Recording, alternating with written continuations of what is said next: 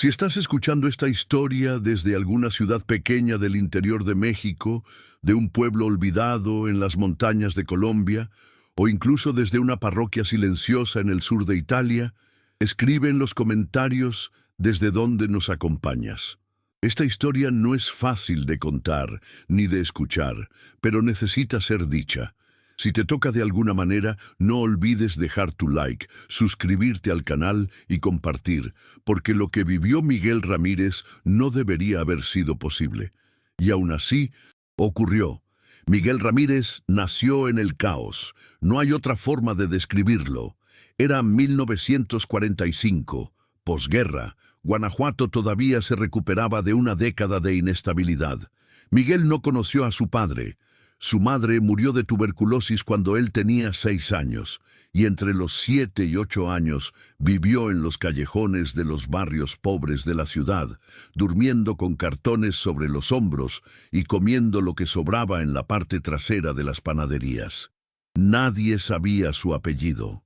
Cuando le preguntaban, respondía solo, Miguel, solo Miguel. A los 8 años fue encontrado dormido en los escalones de la parroquia de San Francisco por un hombre que cambiaría todo, el padre Agustín. Agustín no era un sacerdote cualquiera. Su sotana era franciscana, pero su presencia recordaba más a la de un inquisidor. Ojos azules, barba blanca bien recortada, voz suave con pausas abruptas. Cuando vio a Miguel, no preguntó de dónde venía, ni si tenía familia. Solo dijo, ¿tienes nombre, niño? Miguel respondió, con la voz débil de quien ya aprendió a callar. El padre asintió, lo levantó por las axilas y susurró, Dios tiene planes para ti. En ese instante, Miguel no entendió, pero aceptó, porque cualquier cosa era mejor que la calle. En los primeros meses, Miguel creyó haber sido salvado. Tenía una cama, una sopa tibia por la noche, ropa limpia, aunque gastada, y un techo sin goteras. Pero pronto se dio cuenta de que era diferente de los otros niños acogidos en el convento. Mientras los niños jugaban con globos de cerdo en el patio, él era llevado a una sala cerrada en la parte trasera de la sacristía, donde un fraile italiano le enseñaba a leer en latín. A los 9 años, leía pasajes de Tomás de Aquino y copiaba textos sobre el castigo del espíritu a través de la carne. No sabía qué significaban. Solo sabía que la mirada del fraile se ponía más seria cada vez que erraba una palabra. Con el tiempo, dejó de ver a los otros niños. Sus días se dividían entre estudios intensos, oraciones en silencio y tareas extrañas. Encender velas negras en horarios específicos, memorizar nombres que no estaban en la Biblia, aprender a escuchar sin ser visto. Lo más impactante ocurrió una noche fría de noviembre. Acababa de cumplir 9 años cuando fue conducido, con los ojos vendados, hasta una sala subterránea. Allí, por primera vez, escuchó cánticos que no parecían cristianos. Un grupo de hombres con capuchas blancas y cordones dorados lo rodeó. Uno de ellos puso la mano sobre su cabeza y dijo, «Este es el elegido». A partir de ese momento todo cambió. Miguel fue separado para siempre de la convivencia humana común. Comenzó a dormir en una pequeña habitación sin ventanas detrás de la sacristía, donde solo había una cama de piedra, una cruz sin Cristo en la pared y un cuaderno donde debía registrar sus pensamientos impuros. A los 10 años no sabía qué era la impureza, pero ya tenía miedo de sentir cualquier cosa. Sentía que lo moldeaban por dentro, como si los hombres, encapuchados, lo esculpieran en silencio. No gritaban, no golpeaban, pero dejaban claro, lo que él se convertiría era necesario. Para la iglesia, para Dios, para una guerra que nadie podía ver. Los días de Miguel se volvieron demasiado largos para un niño y demasiado silenciosos para cualquier ser humano. A los 10 años aprendió que el hambre era un lenguaje divino, porque el cuerpo debe aprender a escuchar antes de ser alimentado, decían. Pasaba 2 días a la semana en ayuno. solo con agua, tibia y oraciones interminables que comenzaban antes del amanecer y terminaban con la primera estrella visible. Estaba obligado a escribir con tinta roja frases como «obedecer es callar» y «la fe se mide por la renuncia». Cada error de caligrafía se respondía con largas sesiones de rodillas sobre granos de maíz, mientras sonaba una campana que anunciaba que el barro aún era frágil. Una mañana de invierno, al despertar con fiebre y temblores, Miguel desobedeció por primera vez. No salió de la habitación para las oraciones de las 5. Cuando notaron su ausencia, 2 frailes lo arrastraron por los pasillos fríos hasta el claustro interno. Allí, ante otros miembros de la orden, fue obligado a acostarse en el suelo de piedra y recitar pasajes sobre obediencia mientras recibía chorros de agua fría en el rostro. La sesión duró casi 2 horas. Miguel nunca lloró, pero esa noche, encerrado de nuevo en su habitación, escupió sangre sobre la almohada. Y algo dentro de él se rompió. No la fe, nada que aún confundía con miedo, sino la parte que soñaba con escapar. Entre los 11 y 12 años, las enseñanzas dejaron de ser simbólicas. Empezó a ser llevado a sesiones de observación tras espejos falsos, donde veía hombres y mujeres, casi siempre jóvenes, siendo interrogados por sacerdotes de otras diócesis, algunos con acento sudamericano, otros con italiano cargado. Las preguntas giraban en torno a la fe, el comunismo, la sexualidad, la obediencia a la Santa Sede. Miguel observaba todo sin pestañear. Al principio sentía náuseas, pero luego, como le enseñaron, la carne se acostumbra a lo que el alma acepta. Un sacerdote argentino llamado Dom Aurelio decía que cada impuro corregido era un ladrillo salvado en el templo de Dios. Y Miguel quería construir ese templo. No tardó en pasar de espectador a participante. A los 13 fue autorizado para auxiliar. Primero con pequeños gestos, sostener el libro, ajustar el pañuelo sobre los ojos del interrogado, mantener las notas en orden. Después fue instruido a hablar. Comenzaba con frases ensayadas. Dios no castiga a quien confiesa. El dolor purifica. El silencio es el comienzo de la redención. Siempre con voz calmada, mirada fija y sin rastro de duda. Pero lo que decía no venía de él. Era como si otra cosa hubiera sido puesta en su boca. Cuando regresaba a la habitación, muchas veces vomitaba. No del estómago, del alma. Había una mujer que apareció una vez en los corredores subterráneos. Alta, vestía de forma austera y caminaba con un libro grueso, sujeto al pecho como un escudo. Nadie decía su nombre, pero los más antiguos se inclinaban cuando ella pasaba. Una vez, Miguel la oyó decir en voz baja que el futuro de la iglesia no estaba en el altar, sino debajo de él. Hablaba con naturalidad sobre sacrificio y contención. La iglesia no está hecha de santos, está hecha de guardianes, dijo, mirando directamente a Miguel. Él se sintió elegido. O tal vez estaba tan vacío que cualquier reconocimiento lo alimentaba. Así lo mantenían, nutrido con migajas de propósito. A los 14, Miguel ya no se reconocía en el espejo. Su rostro era el de un joven, pero sus ojos pertenecían a alguien que nunca tuvo infancia. Nunca aprendió a jugar, reír o decir no. Era fluido en latín, italiano y silencio. El silencio era el idioma más importante. No solo el silencio de palabras, sino el silencio de pensamiento, duda y emoción. Dormía poco, con el cuerpo siempre tenso. Si oía pasos en los pasillos de noche, sabía que alguien estaba siendo llevado. Si oía susurros del altar, sabía que vendrían a buscar a otro. Pero lo más difícil era cuando no oía nada, porque el silencio completo, en ese lugar, era siempre el presagio de algo peor. A los 15 años, Miguel fue sometido a lo que llamaban prueba del alma indivisa. No fue avisado con anticipación. Simplemente, una noche cualquiera de agosto, fue despertado por dos hombres vestidos de civil, algo muy raro allí.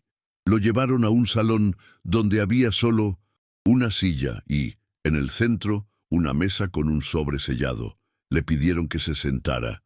Uno de ellos le entregó el sobre y dijo: «Aquí dentro hay información que puede destruir todo lo que crees. Tienes una sola elección: abrirlo o quemarlo».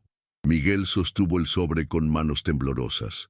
Sintió que ahí dentro quizás estaba la salida, la verdad, o quizás la misma trampa. No lo abrió.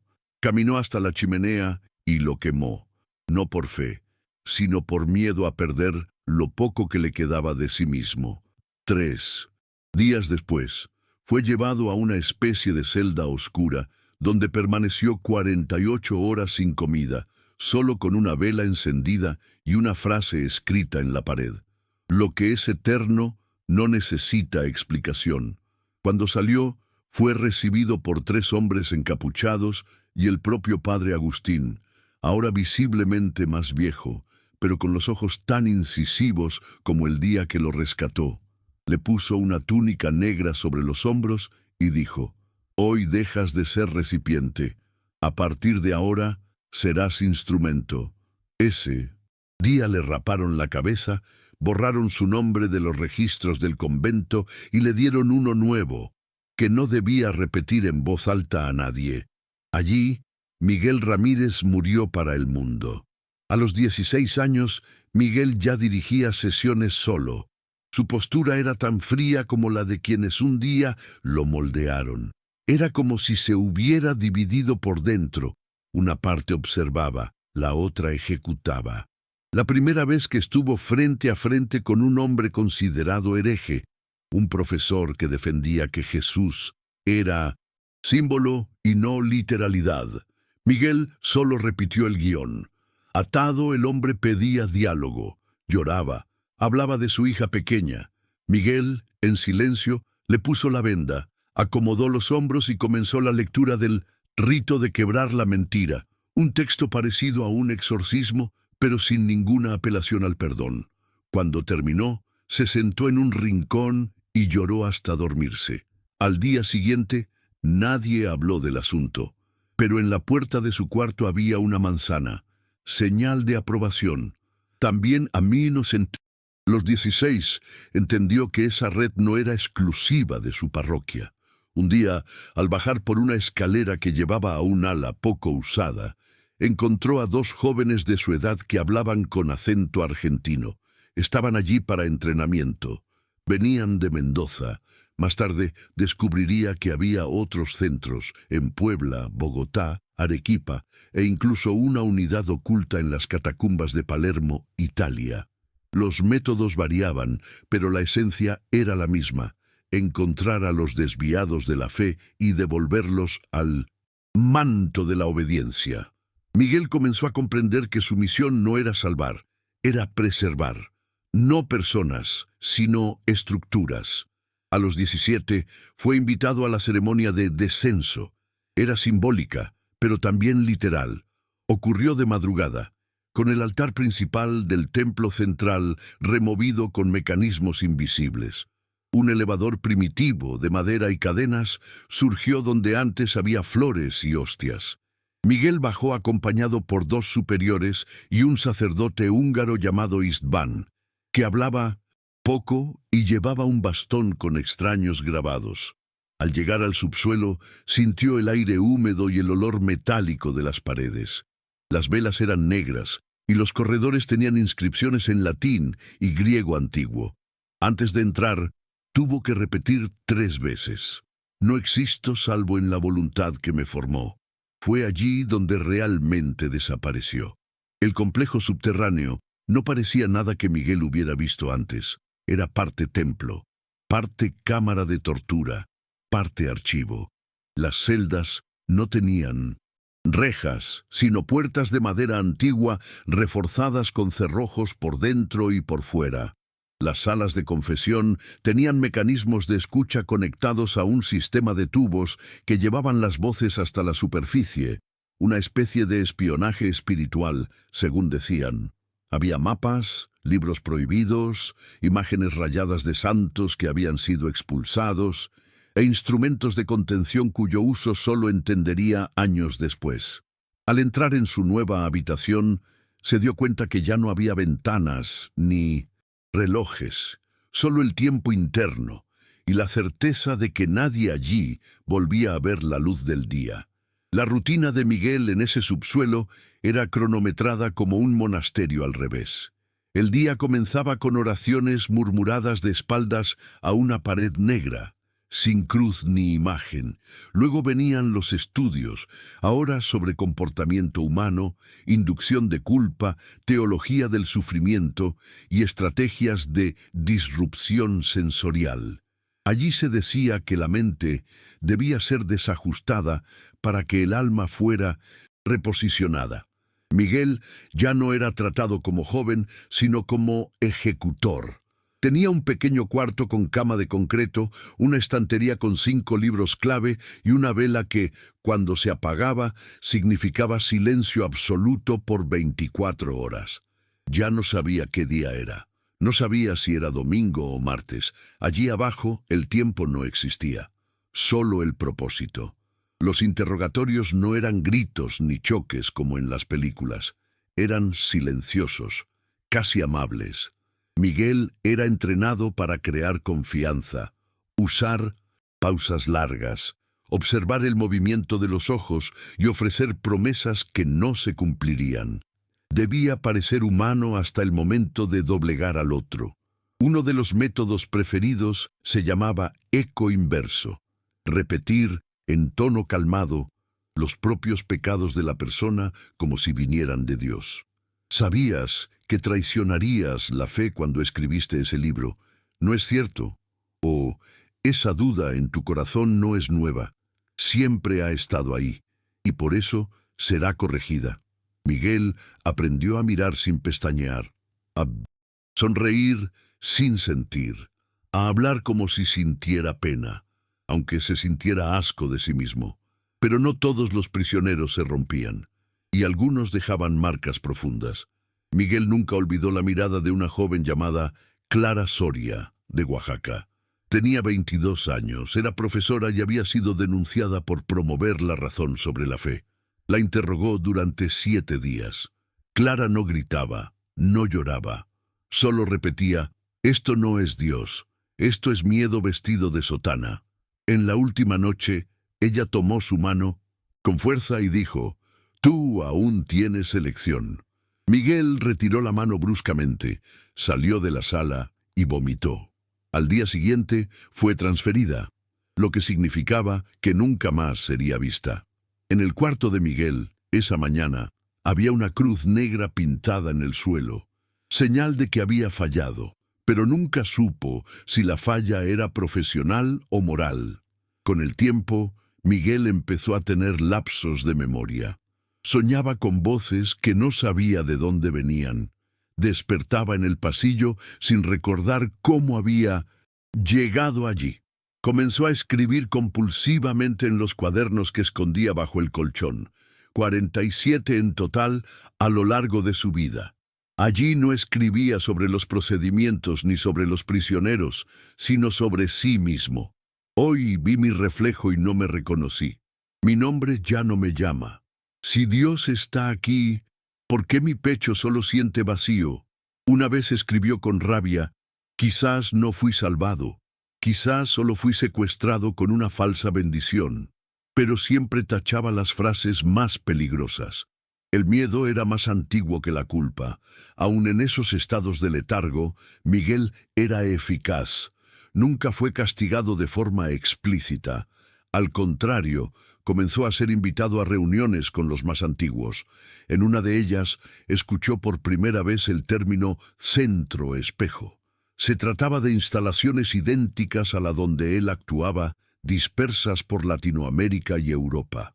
Recibían nombres falsos, fraternidades, institutos teológicos, casas de formación, pero todas estaban conectadas por un juramento único: preservar el rebaño cueste lo que cueste.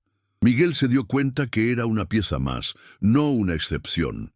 y eso debería darle alivio, pero solo aumentaba el abismo que se abría dentro de él.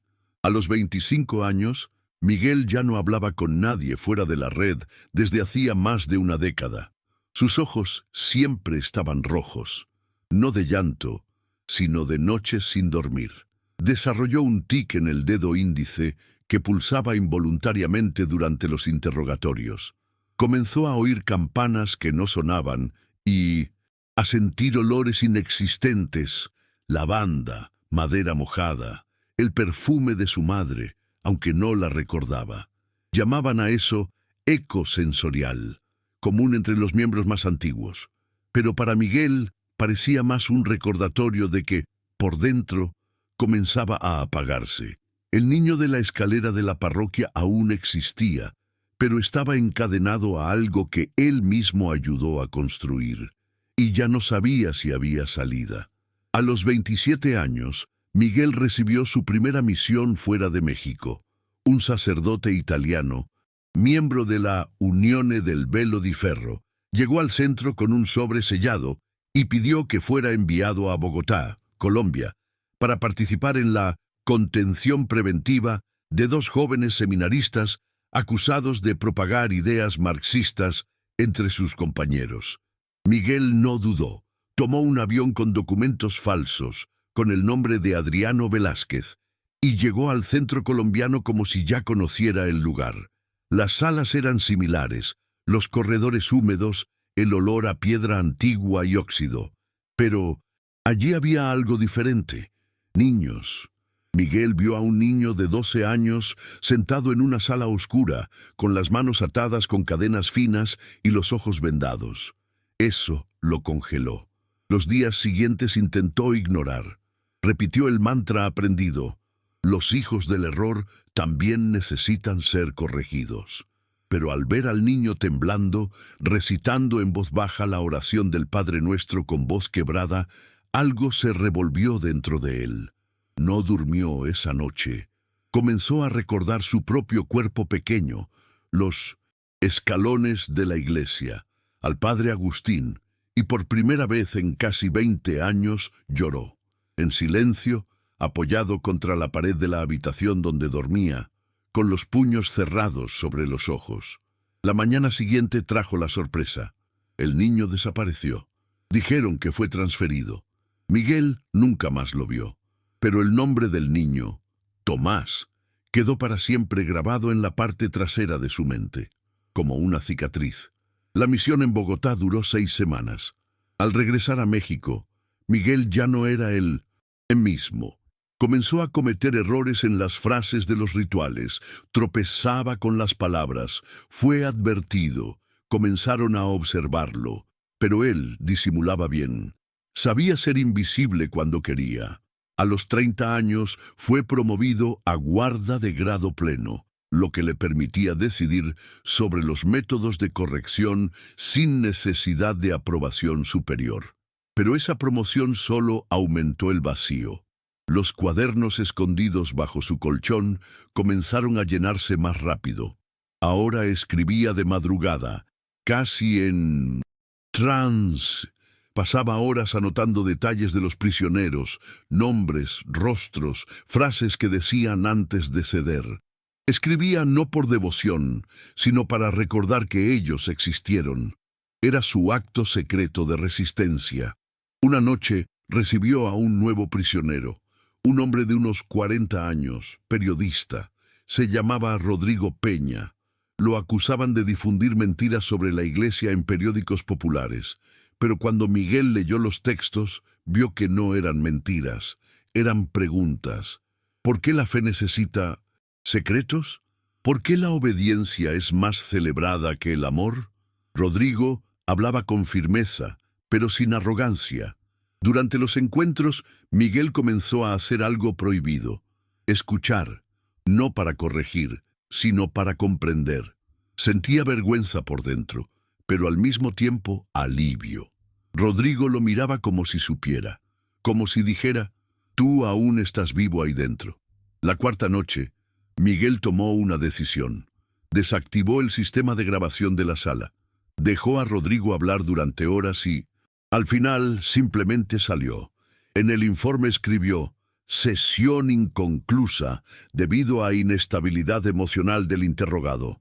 Al día siguiente, Rodrigo fue retirado, pero esta vez con escolta civil. No fue borrado como los demás. Miguel no sabe hasta hoy si fue perdonado por influencia o si alguien dentro lo protegió. Pero la sensación era clara. Por primera vez había desobedecido. No como error, sino como elección. Ese día comenzó a imaginar lo imposible. Escapar. La semilla de la fuga. Creció lentamente, como una grieta en el concreto. Primero dejó de comer a las horas correctas.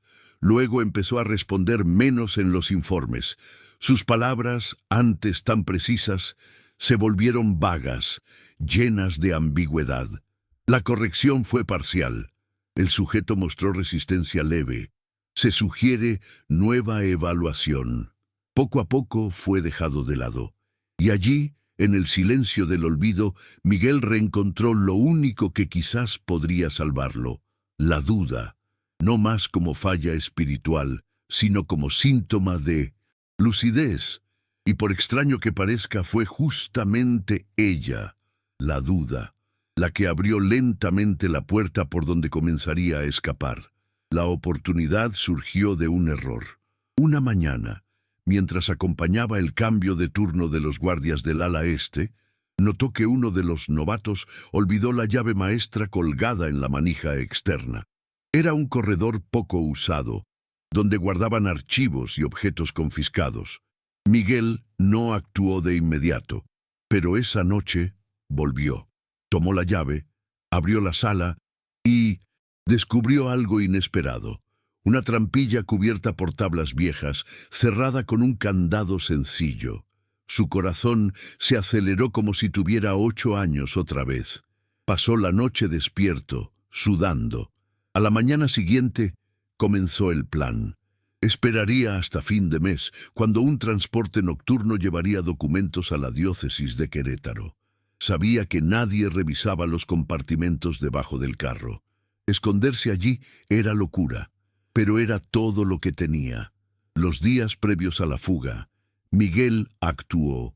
Normalmente, hizo los informes. Asistió a las sesiones, rezó en las paredes negras, pero por dentro, cada segundo era un hilo estirado. Escondió provisiones: pan seco, un cantil con agua, 2 manzanas robadas de la cocina. Puso 3 de sus cuadernos más antiguos dentro de una caja de hierro que enterró bajo el altar, con la esperanza de que algún día alguien la encontrara. Y escribió, en latín, en una de las piedras del corredor que llevaba al subsuelo: quien calla consiente, quien huye aún y puede gritar. Era el máximo grito que se permitía. En la noche marcada, se escondió en el carro entre cajas de libros y sacos de papa. Por horas sintió cada sacudida del camino como un puñetazo en el alma, pero no salió, ni siquiera cuando sintió que lloraba sin darse cuenta. El trayecto hasta Querétaro duró 2 días. Al llegar, Miguel esperó hasta medianoche, cuando los hombres responsables de la descarga se fueron a dormir. Salió arrastrándose del compartimento y corrió por la ciudad como un animal fugado del matadero. Durmió bajo un puente, cubierto con hojas de periódico, y al día siguiente se cortó el cabello en una barbería callejera, pagando con el poco dinero que había escondido en el forro del pantalón. Usaba ahora el nombre de Adriano Vargas, un nombre prestado de un papel rasgado que encontró en la basura. Un recibo vencido. Comenzó a frecuentar pensiones baratas, bañándose en lavabos públicos y comiendo cuando podía. Sentía vergüenza de todo, menos de la libertad. La libertad, aunque dolorosa, era lo único que no le daba vergüenza. Durante los primeros meses tuvo crisis constantes. Despertaba en medio de la noche con la sensación de ser observado. Si oía campanas, caía al suelo. Si veía una sotana marrón, se paralizaba. Evitaba iglesias, plazas con nombres de santos, personas con mirada firme. Trabajaba como ayudante de carga en ferias. Luego, como lavaplatos en un bar de camioneros, pasaba los días en silencio y las noches escribiendo.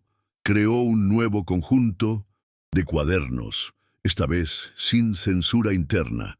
Escribía todo: nombres, procedimientos, códigos, detalles de los corredores subterráneos. Dibujó el plano del lugar de memoria. Y fue en esos cuadernos donde comenzó, por primera vez, a organizar el caos. Al cumplir 30 años de fuga, ya vivía en un pueblo anónimo del interior de Hidalgo. Trabajaba como conserje en una escuela rural y cuidaba un huerto comunitario. Usaba una gorra vieja y siempre mantenía la barba sin afeitar. Nadie sospechaba quién era, pero cada viernes por la noche se encerraba en el cuartito trasero de la escuela y releía uno de sus cuadernos. A veces reía, a veces lloraba, a veces pasaba horas mirando la pared como si esperara escuchar un paso conocido en el pasillo, pero nunca escuchó. Y poco a poco se dio cuenta de que la red aún estaba activa, que el silencio que había roto era solo un hilo, y el tejido aún cubría a miles. La decisión de hablar llegó con la muerte a la puerta. A los 77 años, sentado en la cama, delgada de una habitación de la Casa de Retiro San José, en Guanajuato, con un diagnóstico de cáncer pancreático en fase terminal, Miguel supo que ya no podía morir callado. Un día, al ver una nota en la televisión sobre abusos espirituales encubiertos por la Iglesia en otros países, escribió el nombre Marcela Hernández en un papel. Era la periodista del reportaje.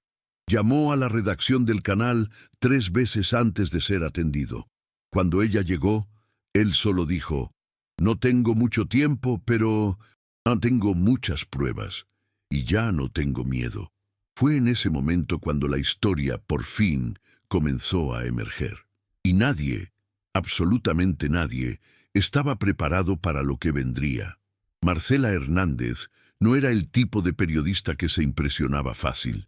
Durante su carrera había cubierto conflictos en Oaxaca, corrupción política en Veracruz y desapariciones forzadas en el norte del país. Pero al escuchar a Miguel en la primera conversación, percibió que eso era diferente. No era denuncia, era confesión. El hombre delante de ella hablaba con un cansancio tan profundo que sus palabras parecían venir de otra era.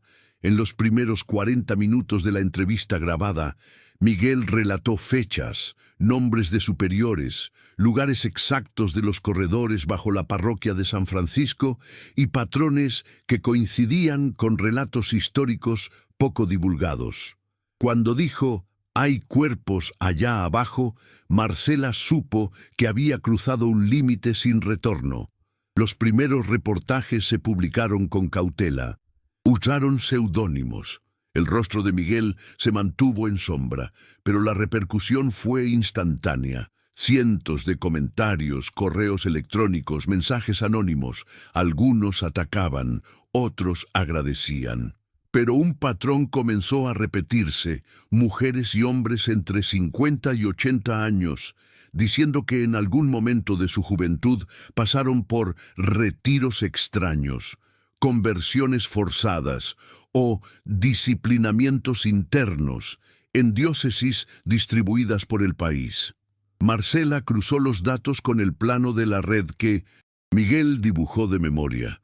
La semejanza era perturbadora. Eso no era un centro aislado, era una red. Cuando el nombre de Miguel finalmente fue revelado, con su rostro marcado y el nombre completo estampado en letras blancas, en un documental de 54 minutos, la reacción fue explosiva. La Arquidiócesis de Guanajuato emitió una nota oficial diciendo que cualquier denuncia será tomada con la seriedad debida. El Vaticano respondió con silencio. Pero en 2 días, una ONG de derechos humanos presentó una petición para excavación forense en los terrenos del antiguo convento. El Ministerio Público dudó, pero ante la presión internacional autorizó la entrada de peritos. Miguel, aunque enfermo, pidió acompañar, aunque fuera en silla de ruedas. El 3 de abril de 2025, cruzó nuevamente las puertas del lugar donde su alma fue moldeada a la fuerza. La escena parecía salida de una pesadilla.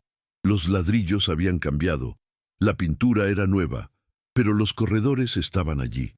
El altar permanecía imponente, y bajo él el eco de lo que Miguel nunca olvidó.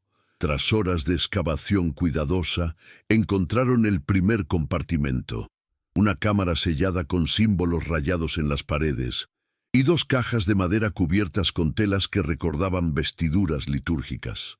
Dentro de ellas, fragmentos de huesos humanos y pedazos de libros quemados. Miguel no lloró, solo bajó la cabeza y repitió: este era el lugar donde la fe se convertía en instrumento. Los peritos confirmaron. Los restos pertenecían a dos adultos jóvenes, muertos entre 1960 y 1980. La red comenzaba a ser innegable. Con la exhibición del documental y la repercusión del caso, comenzaron a surgir nuevos testigos.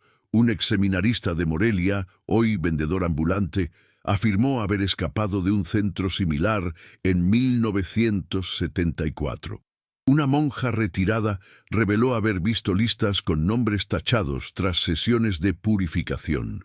Un albañil que ayudó a cementar corredores en 1983 reconoció el plano dibujado por Miguel.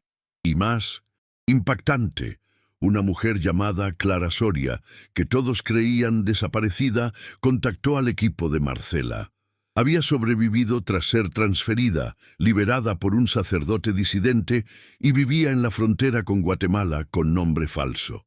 Confirmó todo, y añadió detalles que Miguel desconocía. La presión se volvió insostenible. La ONU emitió un comunicado pidiendo investigación internacional sobre estructuras clandestinas de coerción espiritual en América Latina vinculadas a instituciones religiosas. La red fue nombrada por la prensa como la Orden del Velo Interno. El Vaticano siguió en silencio, pero obispos locales comenzaron a emitir notas ambiguas. Mientras tanto, Miguel, cada vez más debilitado, continuaba grabando sus relatos con Marcela. Cada video iba acompañado de documentos escaneados, páginas de sus cuadernos y fragmentos de audio antiguos. No buscaba fama ni venganza. Su único pedido era: no dejen que todo esto muera conmigo. A finales de mayo de 2025, Miguel ya apenas podía mantenerse sentado por más de media hora. El dolor era constante, el abdomen hinchado, y sus ojos, aunque aún lúcidos, llevaban la bruma de quien ve el mundo con despedida en las pestañas.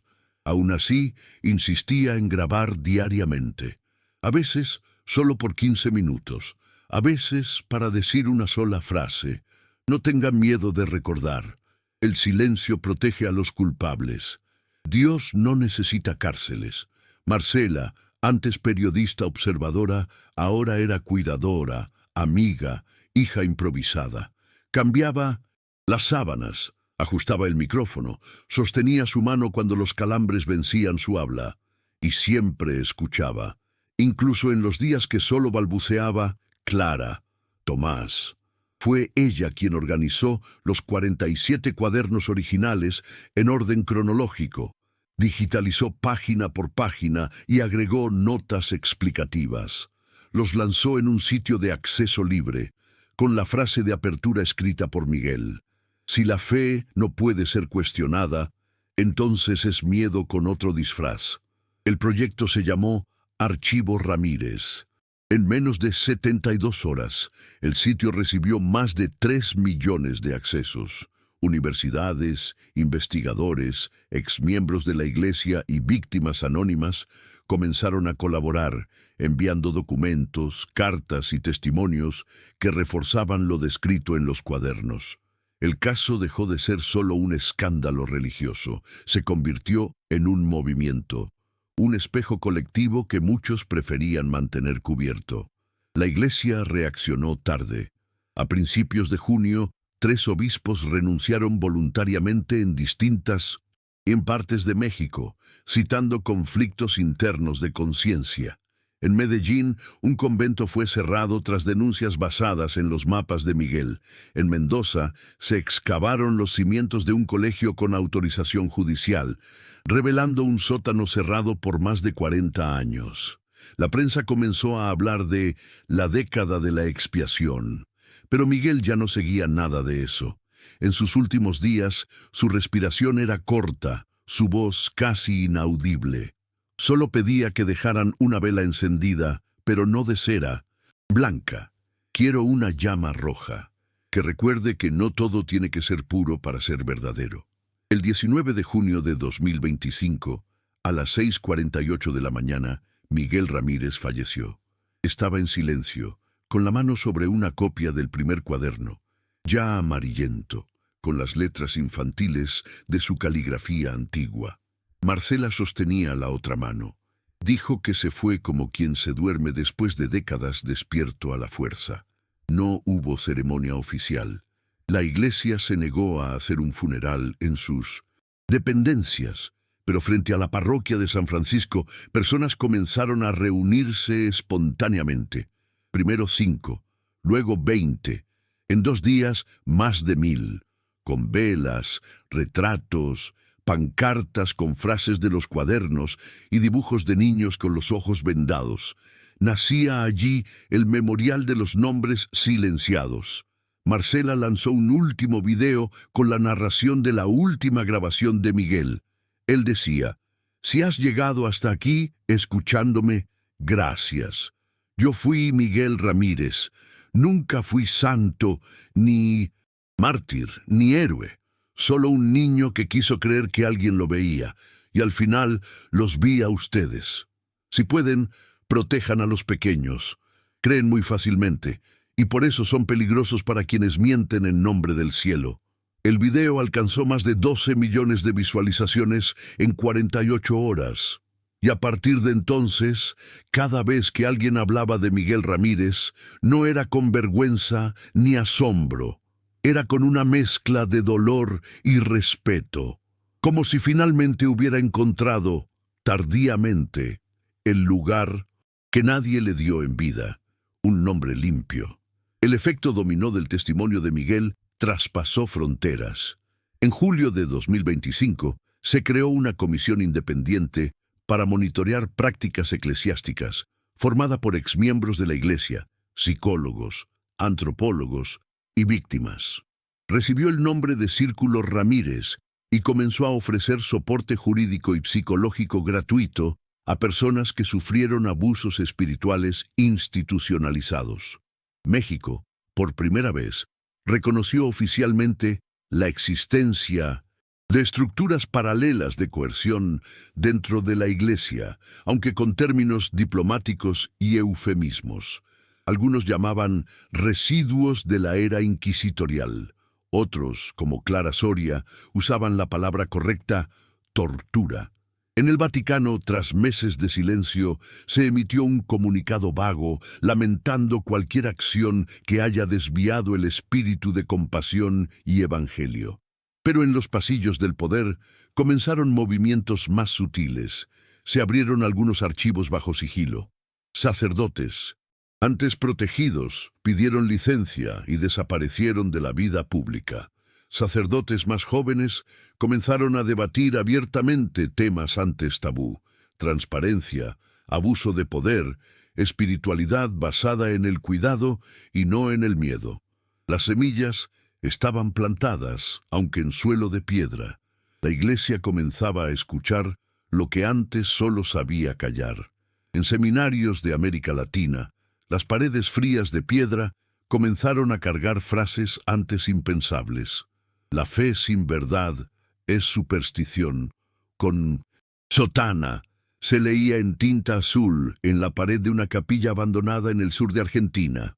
En Bogotá, un grupo de novicios formó una red de escucha interna para acoger a colegas en crisis. Y en una escuela teológica de Ecuador, el nombre de Miguel Ramírez fue incluido como caso de estudio en una materia llamada espiritualidad y estructuras de control. Poco a poco, aquel que fue moldeado para silenciar comenzó a ser citado como una alerta. un espejo incómodo que obligaba a la institución a revisar su propia imagen.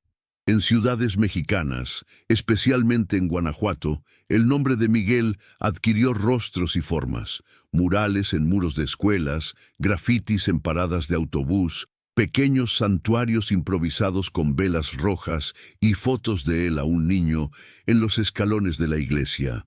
Pero lo más simbólico llegó a finales de 2025, cuando una escuela pública en León fue renombrada como Instituto Miguel Ramírez para la Verdad y la Memoria. Allí, niños pobres, como él fue un día, aprenden, además de matemáticas y español, sobre derechos humanos, libertad de conciencia y el valor del no cuando el sí es forzado. Marcela Hernández continuó su trabajo. Se convirtió en referente internacional en periodismo investigativo sobre abuso de poder religioso. Publicó 2 libros: Bajo el altar, Lo que Miguel me contó, y Velos y cadenas, las voces que salieron del subsuelo. Nunca más aceptó cubrir elecciones o política institucional. Su foco se volvió la escucha de quienes nadie escucha. Cuando le preguntaron qué representaba Miguel para ella, respondió una vez en un seminario: él fue la prueba viva de que la fe real no obedece, reconoce, y por reconocer, se niega a ser cómplice. Pero tal vez el mayor legado de Miguel sea más íntimo, menos visible. Plantó duda en muchos que antes obedecían ciegamente. Despertó memoria en quienes enterraron el pasado, y reavivó fe en personas que creían que Dios solo habitaba en las palabras de los fuertes. Miguel mostró que hay valor en callar cuando se sufre, pero hay liberación en hablar cuando se sana. Que a veces el perdón no viene como bendición, sino como ruptura, y que la fe verdadera no exige borrar la propia historia, exige mirarla con ojos limpios, aunque estén cansados. A principios de 2026 ocurrió algo inesperado. La nueva administración de la iglesia local, presionada por los acontecimientos, decidió transformar el antiguo subsuelo de la parroquia de San Francisco en un espacio de memoria y escucha. Lo llamaron Sala de las Voces Quebradas. La entrada estaba justo bajo el altar donde Miguel, décadas atrás, había descendido por primera vez. Pero ahora las paredes ya no estaban cubiertas por símbolos indescifrables ni telas oscuras. Eran blancas, vacías, y en ellas estaban escritos, con caligrafía de niños, los nombres de las víctimas conocidas. En el centro de la sala, una silla de piedra idéntica a la que Miguel ocupó a los 9 años, ahora vacía, con una sola vela roja encendida sobre ella. Marcela asistió a la inauguración. Caminó en silencio por los pasillos restaurados. En una esquina vio algo que la hizo detenerse: un mural hecho por estudiantes, con dibujos del rostro de Miguel niño y palabras como dignidad, escucha, libertad. Al lado, una frase en letras grandes decía: solo quería ser visto. Cerró los ojos un momento y supo que eso no era solo un gesto simbólico de la iglesia. Era la ruptura de un ciclo. El mismo espacio donde silenciaron a niños ahora se convertía en lugar de acogida para que otros nunca tuvieran que callar. La visita fue abierta al público con cita previa, y una vez al mes, alumnos de escuelas públicas eran llevados al lugar. Allí escuchaban no solo la historia de Miguel, sino también la de Clara, Tomás, Rodrigo y muchos otros. Educadores capacitados conducían conversaciones sobre ética, espiritualidad crítica, autonomía y compasión. Muchos jóvenes salían en silencio. Algunos dejaban cartas en el altar. Otras veces, grupos se sentaban en círculo alrededor de la vela roja y leían en voz alta fragmentos de los cuadernos de Miguel. Nadie obligaba, pero casi todos querían. Era como si, de alguna forma, estuvieran terminando de contar lo que él comenzó. En una de esas visitas, un niño llamado Luis 12 años, con gafas grandes, delgado como Miguel fue, preguntó a la profesora, ¿él creyó en Dios hasta el final? La mujer, sin saber qué responder, leyó en voz alta el último fragmento escrito a mano por Miguel en el pie de un cuaderno. Sí, Dios aún está conmigo. Espero que sepa que intenté hacer lo correcto al final. Y si no está, entonces que me perdone por haber creído demasiado al principio. El niño quedó en silencio por largos segundos. Luego tomó el brazo de la profesora y dijo, «Él no estaba solo, ¿verdad?».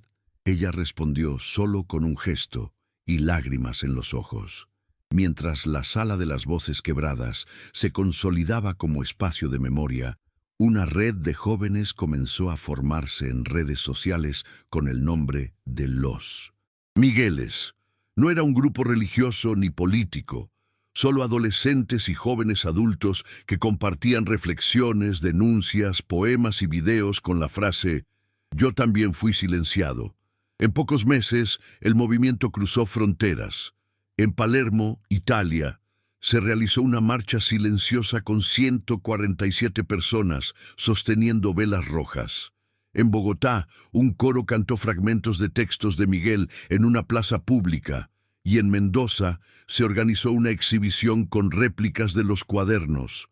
El nombre Miguel Ramírez ya no era solo de un hombre, era un principio. La fe de Miguel nunca fue completamente rechazada, solo reconfigurada. No se volvió ateo, pero dejó de creer que Dios vivía exclusivamente entre piedras, libros o hombres con autoridad. «Si Dios quiere encontrarme», escribió una vez, «que venga de las manos de alguien común que solo quiera escucharme». Y tal vez eso fue exactamente lo que ocurrió. Cuando habló, finalmente, el mundo escuchó, no con oraciones, sino con oídos atentos. Y por primera vez en décadas, el niño en los escalones de la parroquia fue escuchado sin ser interrumpido. Meses después de su muerte, la antigua escalera de la parroquia de San Francisco fue restaurada. No había allí ninguna placa oficial, ni ceremonia grandiosa. Solo un pequeño azulejo de barro, colocado discretamente en el tercer escalón, con una inscripción simple. «Aquí alguien esperó ser visto». Era lo suficientemente discreto para pasar inadvertido, pero lo suficientemente fuerte para que quien conociera la historia sintiera el peso simbólico. A veces, familias enteras se detenían allí, se quitaban el sombrero, rezaban en silencio. Otras veces, niños se sentaban en ese mismo escalón para comer un pan o jugar a la rayuela. Y aunque sin saberlo, repetían con los pies el gesto de permanecer. Marcela volvió allí a principios de diciembre. Estaba sola, sin cámara, sin cuaderno de notas. Solo ella y un pequeño cuaderno de tapa roja. Se sentó en el mismo escalón donde Miguel durmió a los 8 años. Cerró los ojos. El viento cálido del atardecer soplaba entre las campanas de la torre que ahora sonaban libres, como si ya no pertenecieran a ningún sistema, solo al tiempo. Marcela dejó un sobre bajo el azulejo. Dentro, una carta manuscrita. «Me enseñaste más que cualquier fuente, cualquier libro. Y si hoy escucho con verdad, es porque un día tuviste el coraje de hablar. Gracias por elegirme para escucharte». Se levantó, sonrió levemente y se fue. A lo largo de 2026, muchas personas comenzaron a escribir cartas para Miguel. Algunas las dejaban en correos, otras en redes sociales, otras en cajas de madera distribuidas en iglesias abiertas a la escucha. Había de todo: agradecimientos, pedidos de perdón, desahogos guardados por largo tiempo. Una señora de 84 años escribió: «Te vi cuando tenía 12, pero fui cobarde. Ahora sé que no eras tú quien debía tener miedo». Un joven seminarista escribió: «Tu nombre resuena en los pasillos. Prometo que ninguno de nosotros será moldeado por el silencio». Un niño de 10 años, hijo de un conserje, escribió con letra torcida: «Yo también duermo en iglesias a veces, pero ahora tengo cobija. Gracias, tío Miguel». Las cartas comenzaron a ser recolectadas por un grupo de voluntarios y transformadas en un archivo llamado Cartas para quienes rompieron el velo. Era un archivo digital abierto donde cualquiera podía leer o enviar. Se convirtió, para muchos, en una especie de confesión sin culpa, un lugar donde la fe podía escribirse con verdad, sin filtros, donde las preguntas no eran pecado y donde el pasado podía mirarse de frente.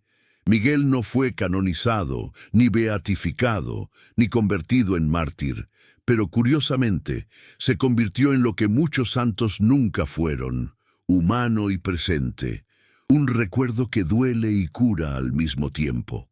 En una misa campal en el sur de Minas Gerais, un sacerdote joven, vestido con túnica simple, levantó el cáliz y dijo: «Hoy celebramos en nombre de todos los silenciados, en nombre de lo sagrado, que nuestra fe ya no necesite muros ni subsuelos, y que el cielo comience donde comienza el respeto». Esa frase circuló por redes sociales, y muchos identificaron en ella la semilla dejada por Miguel. Ya no se trataba de él. Se trataba de todos, de la estructura, el miedo, la obediencia ciega y lo que nace cuando se elige, finalmente, escuchar. El nombre de Miguel Ramírez entró en libros escolares, no como héroe, sino como punto de partida para conversaciones difíciles. Los profesores comenzaron a usarlo como símbolo de ética, resistencia y escucha. En algunas escuelas, los alumnos leían fragmentos de sus cuadernos y escribían respuestas como si hablaran directamente con él. Una niña de 13 años escribió: «Yo también me escondo a veces, pero ahora sé que puedo hablar. Gracias por mostrar que no necesitamos callar para siempre». Lo que comenzó con miedo se convirtió en voz. Y la voz compartida se convierte en memoria, y la memoria con verdad se convierte en justicia. Alrededor de la parroquia, una señora llamada Doña Efigenia, que vendía tamales por más de 40 años, decía a quien preguntara: «Ah, el niño Miguel, siempre tan callado, pero al final habló fuerte, ¿no? Fuerte como campana en día de fiesta». Ella reía con los ojos. Muchos vecinos decían que lo recordaban, pero nadie sabía decir con certeza. Quizás fuera culpa, quizás fuera nostalgia por lo que no hicieron. Pero la verdad es que, poco a poco, Miguel dejó de ser solo recuerdo. Se convirtió en presencia, idea, en una interrogación viva que hacía preguntar a cada uno: ¿cuántos Migueles aún existen en silencio por ahí? Marcela continuó su misión. Nunca quiso fundar nada con su nombre. Decía que Miguel pertenecía a todos los que escucharan. Pero una vez, en una entrevista, le preguntaron si creía que él había sido perdonado. Ella guardó silencio unos segundos. Luego respondió: «Creo que sí. No por Dios. Eso no puedo saberlo. Pero creo que él se perdonó a sí mismo. Y eso, para alguien como él, fue el verdadero milagro». El reportero calló, y el público también. A veces no es necesario decir más. A veces basta dejar que el eco continúe. Un día, un grupo de jóvenes caminaba por la ciudad vieja de Guanajuato. Hacía calor, y uno de ellos, al ver los escalones de la parroquia de San Francisco, sugirió descansar allí. Se sentaron, se quitaron los tenis, abrieron botellas de agua. Uno vio el azulejo y leyó en voz alta: «Aquí alguien esperó ser visto».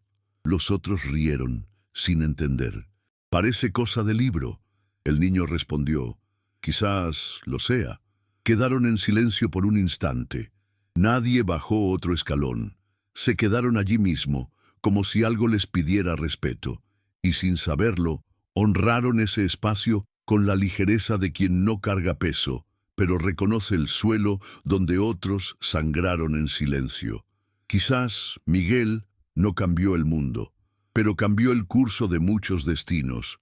Hizo temblar estructuras centenarias, hizo abrir ojos que antes estaban cerrados, y sobre todo, hizo que miles de personas anónimas, silenciadas, olvidadas, se dieran cuenta de que sus historias importaban, que sus "no aguanto más" tenían valor, que lo que les hicieron no es culpa, sino herida, y que toda herida tiene nombre, y que dar nombre al dolor es el primer paso para devolverlo al lugar correcto, fuera del cuerpo.